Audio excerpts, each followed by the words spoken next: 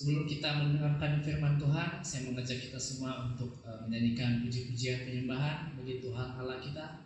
Mari kita naikkan syukur kita kepada Dia. Haleluya.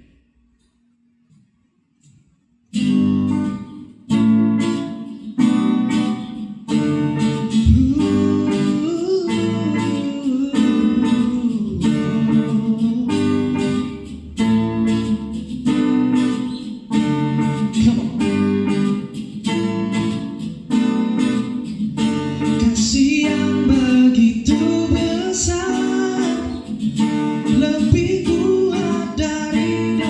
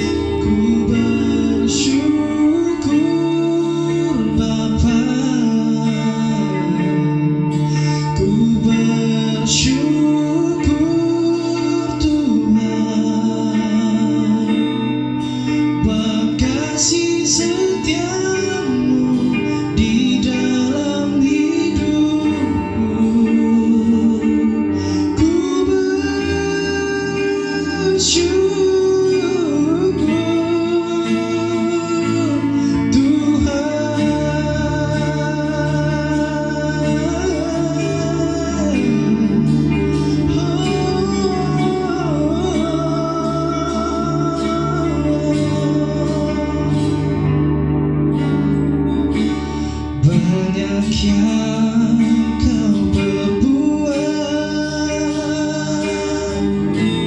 di dalam hidupku. Rancangan indahmu terjadi di hidupku. Bapa yang mengerti segala yang ku perlu, kasih yang sempurna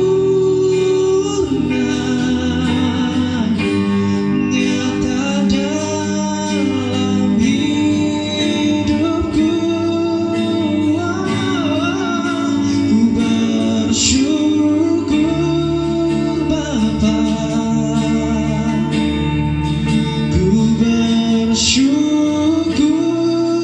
Tuhan, buat kasih setiamu di dalam hidupku. Ku bersyukur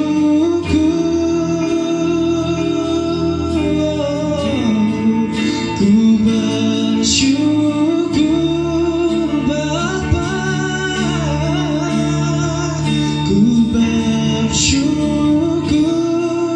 Tuhan, buat kasih setiamu di dalam hidupku. Ku bersyukur, ku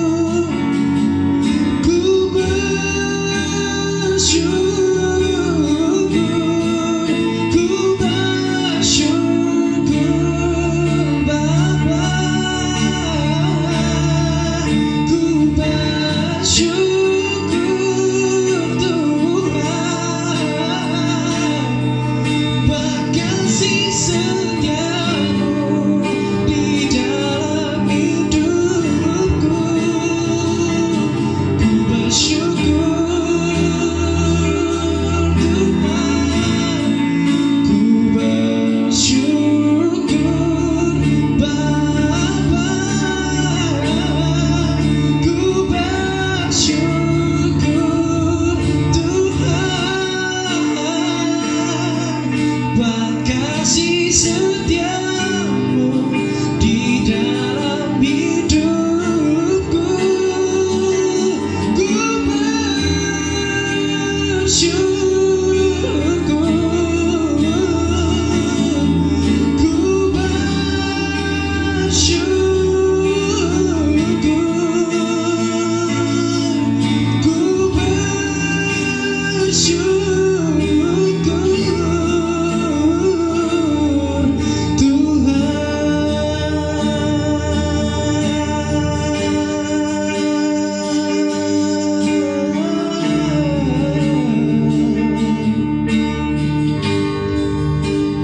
bersyukur Tuhan, ku bersyukur Tuhan,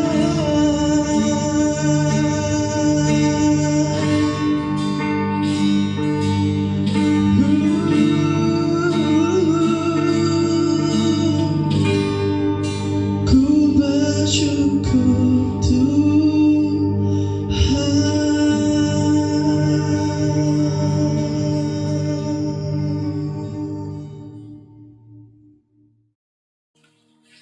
Shalom, selamat hari Minggu dan selamat beronline.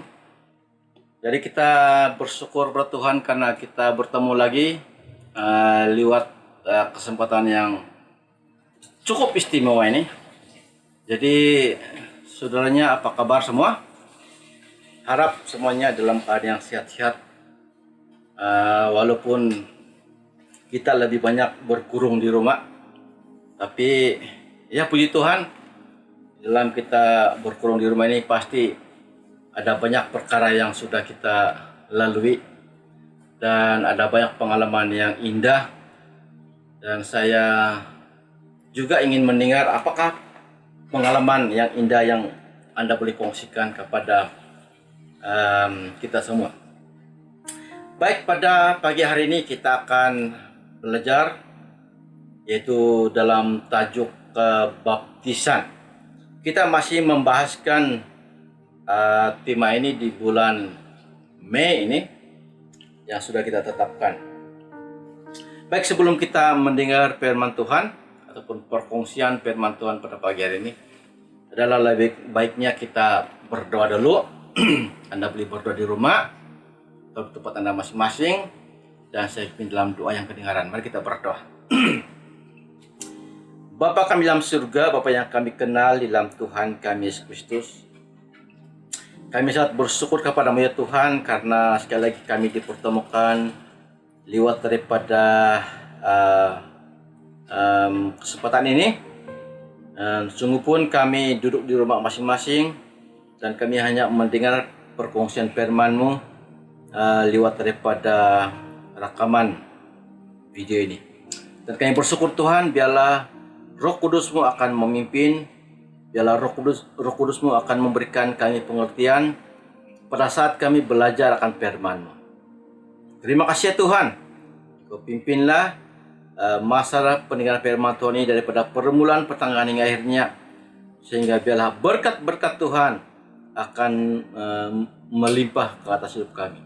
Terima kasih ya Tuhan. Di dalam nama Tuhan Yesus Kristus kami bersyukur dan berdoa. Amin. Baik, shalom. Sekali lagi.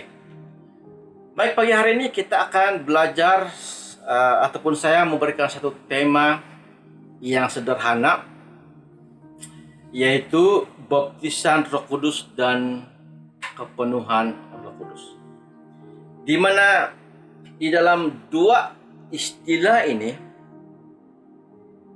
sebenarnya mempunyai ataupun memberikan arti atau makna yang berbeza.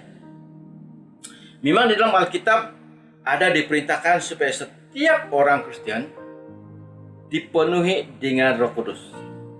Saya akan baca dalam firman Tuhan dalam Efesus pasal yang kelima ayat yang ke-18 dan juga Kisah Rasul pasal yang kedua ayat yang ke-4.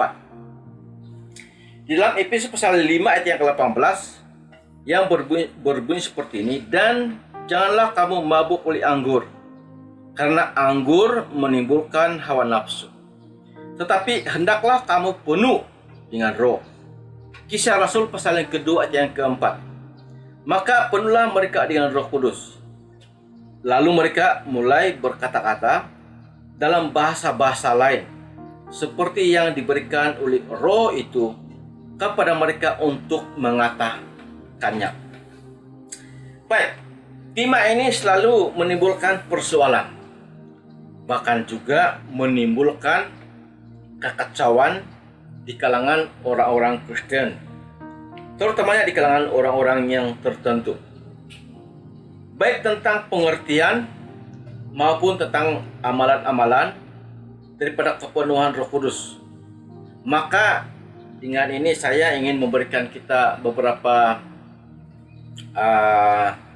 perkara yang boleh kita mempelajarinya ataupun pikir-pikirkan.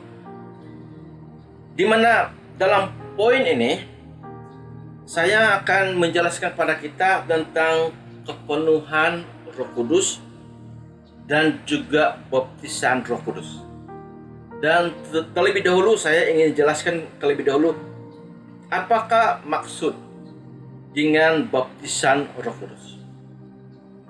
Istilah baptisan Roh Kudus sama sekali tidak berarti bahwa kita dibaptis oleh Roh Kudus, melainkan kita dibaptis dengan Roh Kudus. Saya ulang sekali lagi. Baptisan Roh Kudus sama sekali tidak berarti bahwa kita dibaptis oleh Roh Kudus, melainkan kita dibaptis dengan Roh Kudus. Dengan demikian, Roh Kudus hanyalah perkara ataupun elemen yang dipakai untuk membaptis kita. Sama seperti air diambil, dipakai di dalam baptisan air. Kalau begitu, siapakah yang membaptis kita? jelas bukan Roh Kudus melainkan Kristuslah yang sendiri yang membaptis kita. Jadi Kristuslah yang membaptis kita, dan elemen perkara yang dipakai dalam pembaptisan itu adalah Roh Kudus itu sendiri. Dasar Alkitabiah itu kita boleh ambil di dalam Matius pasal yang ketiga ayat yang ke-11. Di mana di sini berkata, Aku membaptis kamu dengan air sebagai tanda pertobatan. Tapi ia yang datang kemudian daripadaku lebih berkuasa daripadaku, dan aku tidak layak melepaskan kasutnya. Ia akan membaptis kamu dengan Roh Kudus dan dengan api. Dalam Injil Yohanes pasal yang ketiga ayat yang ke-33. Injil Yohanes pasal 1, ayat yang ke-33. Dan aku pun tidak mengenalnya, tetapi Dia yang mengutus aku untuk membaptis dengan air telah berfirman kepadaku, jikalau engkau melihat Roh itu turun ke atas seseorang dan tinggal di atasnya, dialah itu yang akan membaptis dengan Roh Kudus.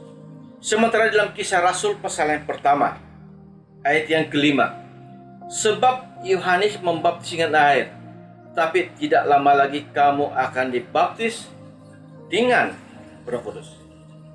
Saudara kasih dalam Tuhan, di dalam beberapa ayat yang lain juga kalau kita memperhatikan bahwa di dalam ayat-ayat ini yang saya baca tadi, di sini jelas mengatakan kepada kita bahwa dibaptis oleh Roh Kudus, tetap mengatakan bahwa kita dibaptis dengan Roh Kudus dan bukan oleh Roh Kudus.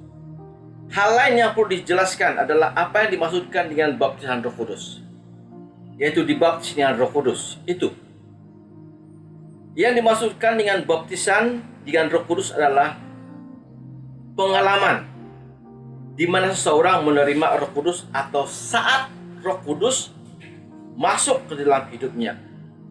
Kalau kita memperhatikan ayat Matius pasal yang ketiga yang ke-11 tadi, di mana di sini jelas kita menjelaskan kepada kita, dikatakan aku membaptis kamu dengan air sebagai tanda pertobatan, tetapi Ia yang akan datang kemudian daripadaku lebih berkuasa daripadaku, dan aku tidak layak melepaskan kasutnya. Ia akan membaptis kamu dengan Roh Kudus dan dengan api. Jadi pertanyaannya di sini, bilakah baptisan itu terjadi? Baptisan itu terjadi pada saat murid-murid menerima Roh Kudus pada waktu hari Pentakosta. Ini dibuktikan melalui konteks dalam Kisah Para Rasul pasal yang kedua, di mana di dalam Kisah Rasul sebelumnya, itu Kisah Rasul pasal 1 ayat yang ke-5, sebelum Kisah Rasul pasal yang kedua, di sini Yesus sendiri berkata, sebab Yohanes membaptis dengan air, tetapi tidak lama lagi kamu akan dibaptis dengan Roh Kudus. Kata tidak lama lagi di sini jelas menunjukkan kepada kita menunjukkan pada kisah Pentakosta di dalam Kisah Rasul pasal yang kedua itu, di mana murid-murid menerima Roh Kudus. Jadi menerima Roh Kudus sama dengan dibaptis dengan Roh Kudus. Atau dengan kata yang lain, saat seseorang menerima Roh Kudus di dalam hidupnya, atau pada saat Roh Kudus masuk di dalam hidup ataupun di dalam hati seseorang, saat itu orang tersebut sudah dibaptis dengan Roh Kudus. Kalau kita perhatikan dalam Kisah Rasul pasal yang ke-11 ayat yang ke-15 dan ayat yang sehingga ayat yang ke-16, di mana di sini dikatakan dalam ayat yang ke-15, dan ketika aku mulai berbicara, turunlah Roh Kudus ke atas mereka, sama seperti dahulu ke atas kita. Maka teringatlah aku akan perkataan Tuhan, Yohanes membaptis dengan air, tetapi kamu akan dibaptis dengan Roh Kudus. Jadi inilah pengertian daripada baptisan Roh Kudus. Maka sekarang kita akan melihat perbezaan dengan kepenuhan Roh Kudus ataupun penuh dengan Roh Kudus. Karena dua istilah ini jelas berbeza pengertiannya.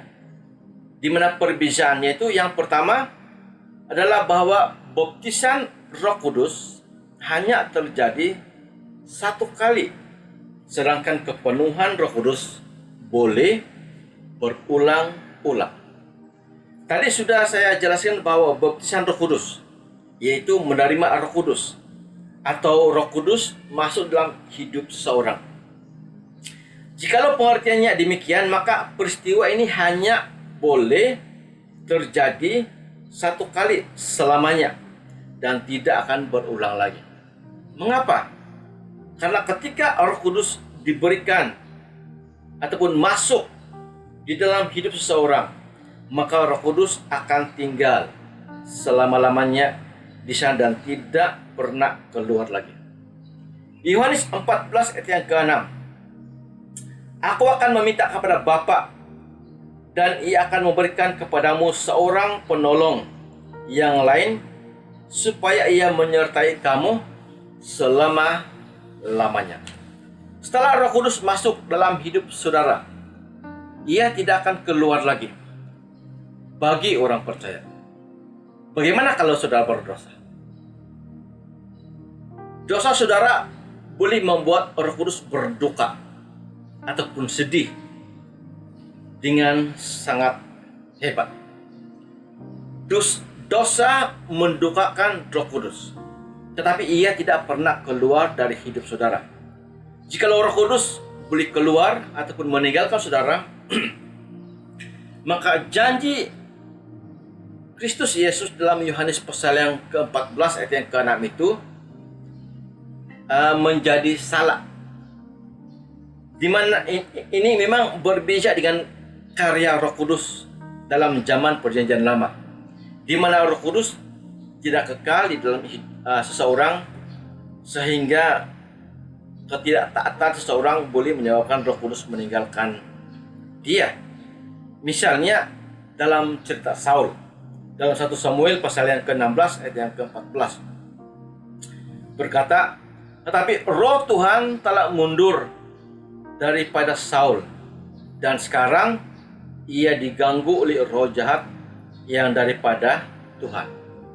Bandingkan dengan doa dan ketakutan Daud dalam Mazmur pasal yang ke-51 ayat yang ke-13. Dalam Mazmur 51 ayat yang 13, janganlah membuang aku dari hadapanmu, dan janganlah mengambil rohmu yang kudus daripadaku. Ada seorang ahli teolog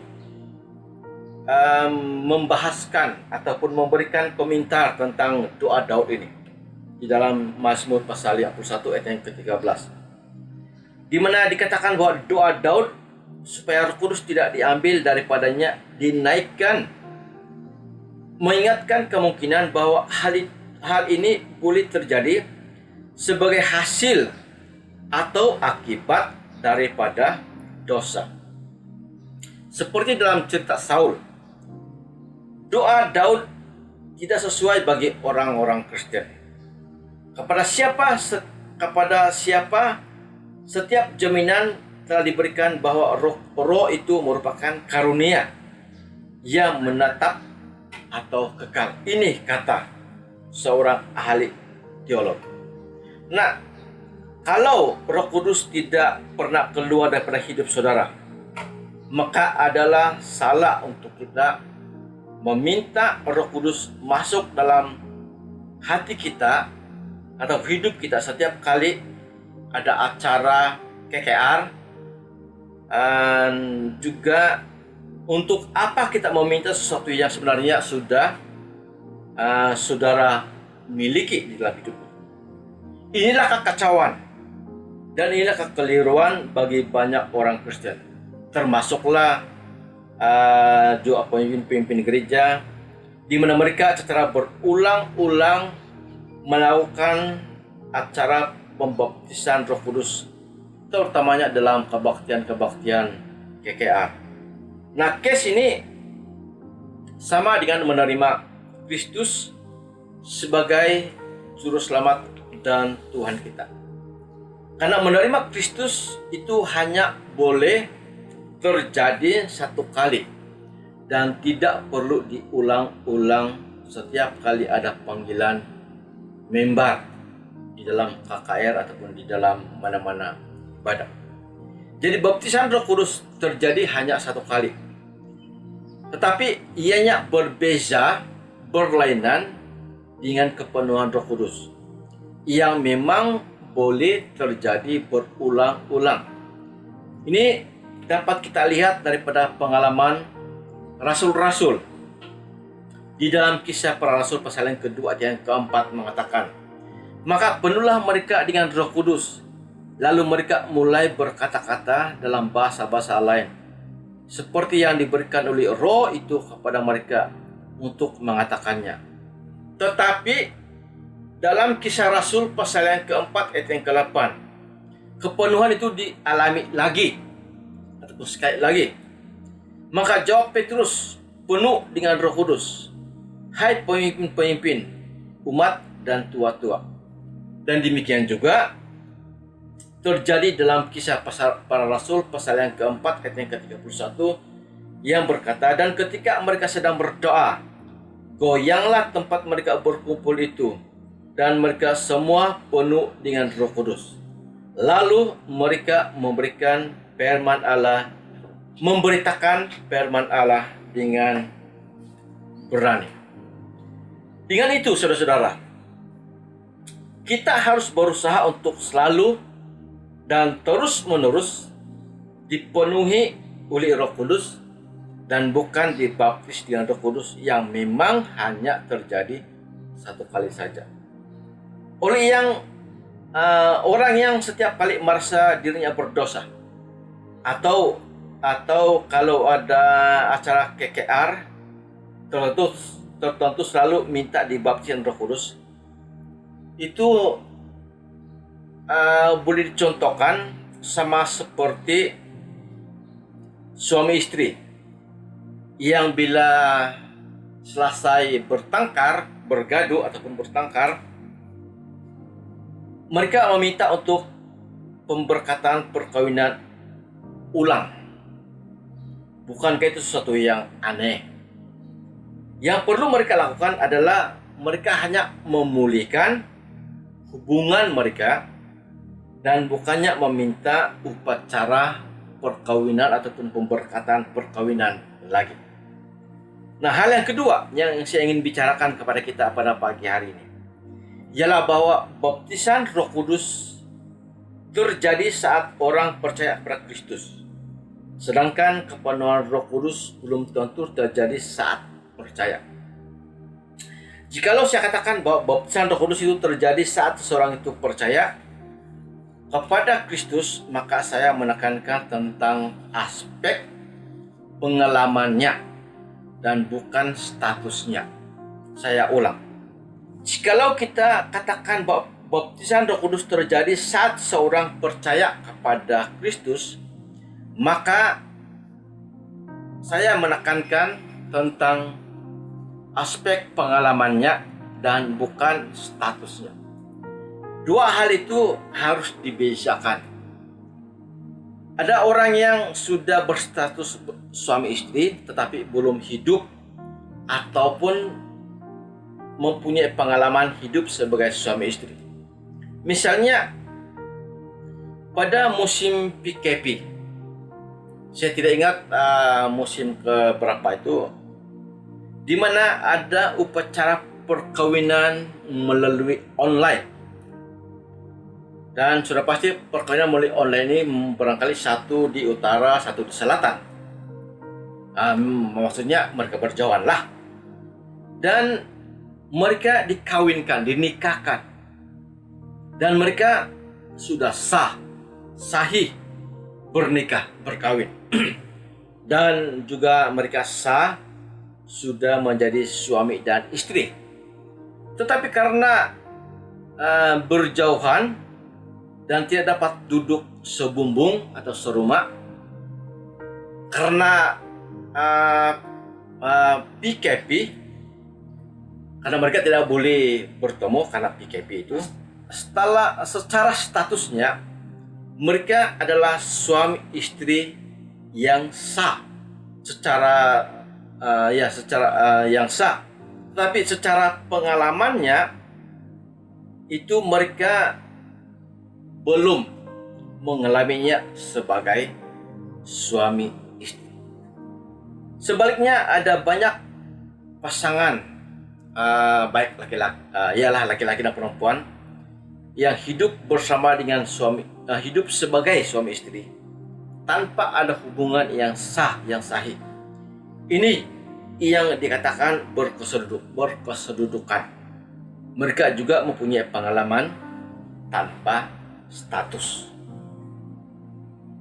Jadi ada perbedaan antara aspek status dan juga pengalaman. Misalnya dalam hal penebusan kita daripada dosa. Secara statusnya, Yesus sudah menebus kita dari dosa sejak lebih daripada 2000 tahun yang lalu di atas kayu salib. Tetapi secara pengalamannya, penebusan, pengampunan dosa itu baru terjadi pada saat saudara percaya kepada Kristus Yesus. Jadi kalau saya katakan bahwa baptisan Roh Kudus dialami seseorang saat ia percaya, maka saya menekankan tentang aspek pengalaman. Tapi kalau berbicara tentang status, maka itu sudah terjadi saat peristiwa Pentakosta yang dikatakan di dalam Kisah Rasul pasal yang kedua itu. Jadi pengalaman baptisan Roh Kudus terjadi saat seseorang percaya dan dibuktikan dengan ayat-ayat yang berikut. Dalam Efesus pasal yang pertama ayat yang ke-13b. Di dalam Dia kamu juga ketika kamu percaya dimeteraikan dengan Roh Kudus yang dijanjikan itu. Jadi ayat ini jelas menunjukkan bahwa pemeteraian ataupun pemberian Roh Kudus itu terjadi pada saat kita percaya kepada Kristus Yesus. Sementara dalam Galatia pasal yang ketiga ayat yang kedua, ayat yang kelima, ayat yang ke-14. Dalam ayat yang kedua berkata, adakah kamu telah menerima Roh karena melakukan hukum Taurat atau karena percaya kepada pemberitaan Injil? Ayat yang kelima, apakah Ia yang menganugerahkan Roh kepada kamu dengan berlimpah-limpah? Berbuat demikian karena kamu melakukan hukum Taurat atau karena kamu percaya kepada pemberitaan Injil? Sementara ayat yang ke-14, Yesus Kristus telah membuat ini sehingga oleh iman kita menerima Roh yang telah dijanjikan itu. Jadi jelas di sini mengatakan bahwa baptisan Roh Kudus itu terjadi hanya sekali pada saat kita mengenal ataupun menerima Kristus Yesus sebagai Juru Selamat dan Tuhan kita. Sementara kepenuhan Roh itu boleh berulang-ulang pada saat kita merasakan bahwa sepertinya kita sudah merampas takhta hidup kita daripada Kristus.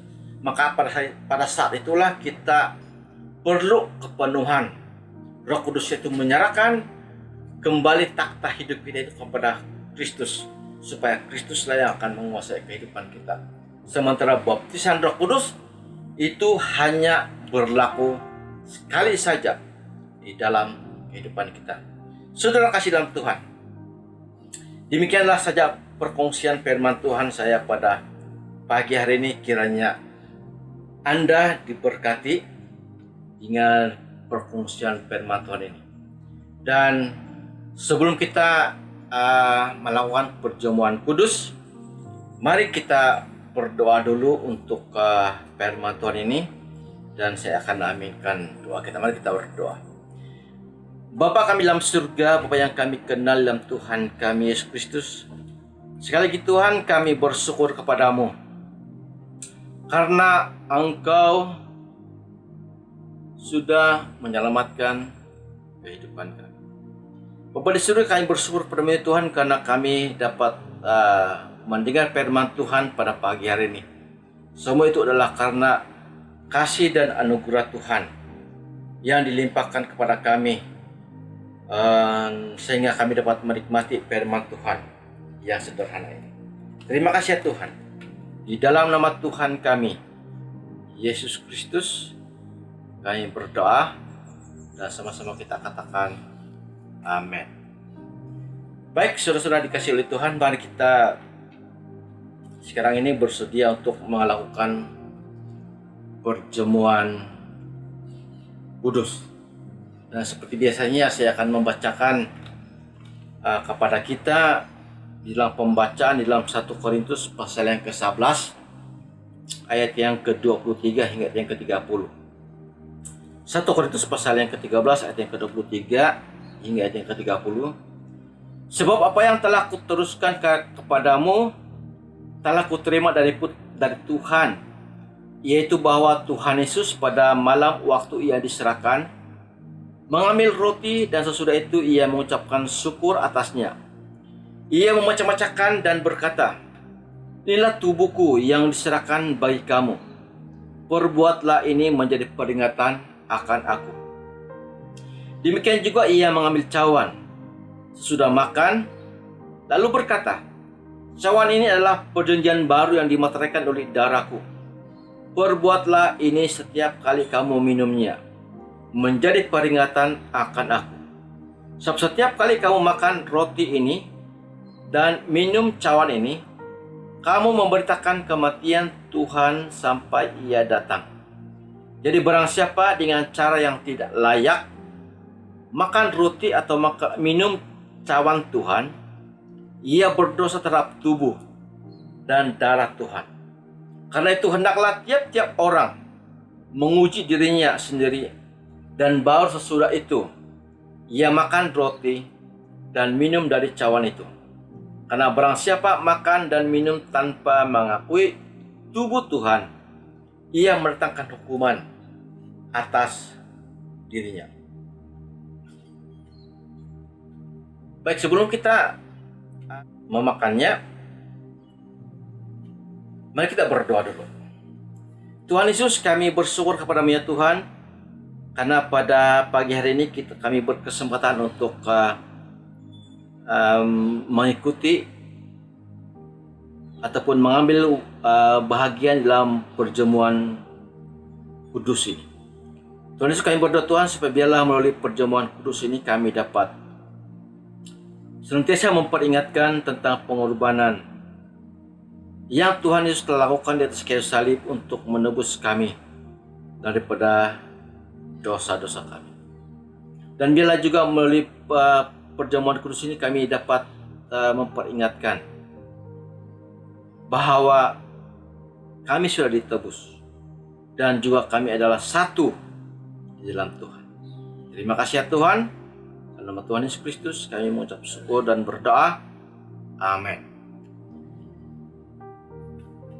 Sebab apa yang telah kuteruskan kepadamu telah aku terima dari Tuhan, yaitu bahwa Tuhan Yesus pada malam waktu ia diserahkan, ia mengambil roti, dan sesudah itu ia mengucap syukur atasnya. Ia memecah-mecahkannya dan berkata, "Inilah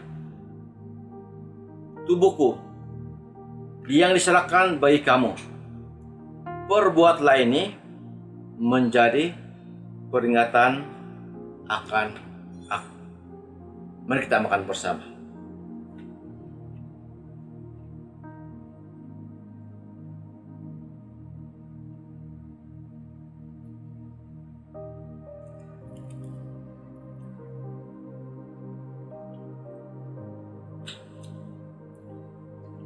Demikian juga ia mengambil cawan sesudah makan, lalu berkata, "Cawan ini adalah perjanjian baru yang dimeteraikan oleh darahku. Perbuatlah ini setiap kali kamu meminumnya, menjadi peringatan akan aku." Mari kita minum bersama.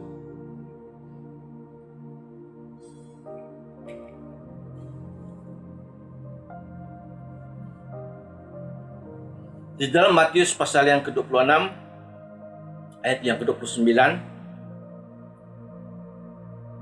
"Akan tetapi aku berkata kepadamu, mulai dari sekarang aku tidak akan minum lagi hasil pokok anggur ini sampai pada hari aku meminumnya, yaitu yang baru bersama-sama dengan kamu di dalam kerajaan Bapa-Ku." Mari kita berdoa. Tuhan Yesus, sekali lagi Tuhan, kami bersyukur kepadamu karena kami sudah mengikuti ataupun mengambil bahagian dalam perjamuan kudus ini. Dan biarlah ini menjadi berkat, dan biarlah ini menjadi kekuatan bagi kami, dan biarlah ini menjadi kesaksian bagi kami bahwa kami sudah ditebus di dalam Tuhan kami Yesus Kristus. Terima kasih ya Tuhan.